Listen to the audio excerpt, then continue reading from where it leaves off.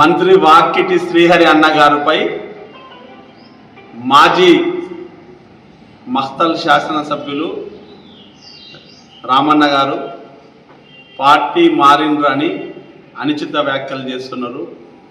గతంలో కాంగ్రెస్ పార్టీ మీకు టికెట్ ఇచ్చి కార్యకర్తల కష్టంతో కాంగ్రెస్ పార్టీలో గెలిచి ఏదైతే అవమానించిన పార్టీలనే బీఆర్ఎస్ పార్టీల మిమ్మల్ని అయితే అవమానించారో ఆ పార్టీలకు పోయిన చరిత్ర మీది మాఫింగ్ ఫోటోలు మేము కూడా చూపిస్తాం.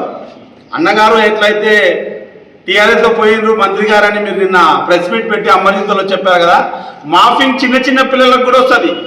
అనే ఒక యాప్ ఉంది, ఆ యాప్ ద్వారా ఏ పార్టీలో పోయినా అని కూడా చూపించచ్చు.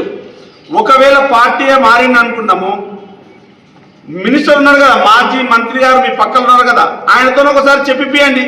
మీ మినిస్టరు గతంలో నాతో కండవ కప్పుకున్నాడు, నా పార్టీలో చేయండి అని చెప్పండి. వాకిటి శ్రీహరన్న గారు మఖ్తల్ మాగనూరు రుట్కూరు కృష్ణ అమర్జిత ఆత్మకూరు నర్వ అభివృద్ధి చేస్తుంటే అది ఓర్వలేక, అరే నేను ఈ పనులు చేయలేకపోతే కదా, నాకు అసెంబ్లీలో అవకాశం వస్తే జింకల గురించి మాట్లాడితే కదా, నాకు అవకాశం వేదిక మీద వస్తే కుండ గురించి మాట్లాడితే కదా, నాకు అప్పుడు సోయ లేకపోయే కదా, ఇప్పుడు ఏమైనా నటించి అరే మీరు అనుకుంటున్న అభివృద్ధి చేస్తున్న టీఆర్ఎస్లో పోయిన గతంలో అంటే ఏమవుతుంది? పార్టీ మారడం తప్ప ఏమవుతుంది?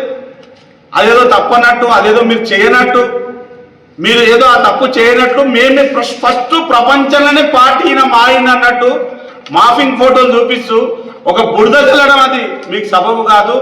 మీకు హైదరాబాద్లో ఎలక్షన్లో టీఆర్ఎస్కి బుద్ధి చెప్పారు, ఎంపీ ఎలక్షన్లో టీఆర్ఎస్కి బుద్ధి చెప్పారు, సర్పంచ్ ఎలక్షన్లో మీకు బుద్ధి చెప్పారు.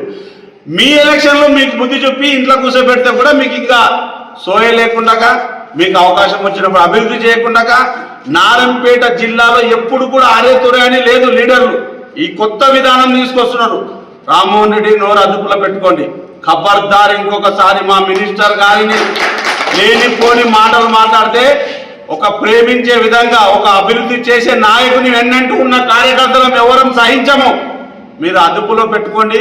మీ అహంకారం మీ కార్యకర్తల మీద, మీ సొంత వాళ్ళ మీద చూపించండి. కానీ అభివృద్ధి చేసే రాష్ట్ర మంత్రిని మీరు ఇట్లా అనడం మాకు నచ్చలే, అది సబబు కాదు. మీరు పార్టీలు ఎన్ని మారిన సంగతి అది ఇక్కడున్న నియోజకవర్గ ప్రజలకు తెలుసు. కాబట్టి నోరు అదుపులో పెట్టుకొని ఏదైనా అభివృద్ధికి చేదోడు వాదోడుగా ఉండి శ్రీహరణ గారికి ఏదైనా సలహాలు చెప్పండి అన్నగారికి. కానీ ఇట్లా మాట్లాడొద్దని ఈ మాటను తీవ్రంగా ఖండిస్తూ ఈ మాటలు వెనక్కి తీసుకోవాల్సిన కోరుతున్నాం. జై హింద్, జై కాంగ్రెస్.